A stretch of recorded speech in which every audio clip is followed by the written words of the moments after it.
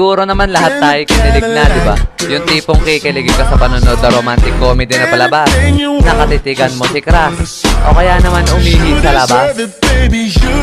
Di ba? Kahit pag-ihi, kinikilig ka. Kaya kung gusto mong kiligin ay stay put na lang dyan. Dahil mag-share ako sa inyo ng mga nakakakilig moments. Isa rin ba kayo sa nagko-commute pag mapasok sa school? Yung magising ka na maaga para hindi ka malate, tapos pag mag-aabang ka na na masasakyan ay puro punuan na lahat, tapos mababa trip ka dahil yung pa magiging dahilan para ikay malate. I feel you, ma friend. Talagang nakakabwisit nga yan. Pero di naman lagi nakakabwisit mag-commute. Kasi minsan ay may nakakasabay ka dyan na magandang dilag. Tapos swertihan na lang pag napaupo yan sa unahan mo. Talagang magkakasalubong kayo ng tingin dyan. At pag nangyari yon ay talagang mapapama-heart when oops ka na lang. Lalo na pag nakatabi mo pa. Baka di nakayanin ang puso mo sa kilig.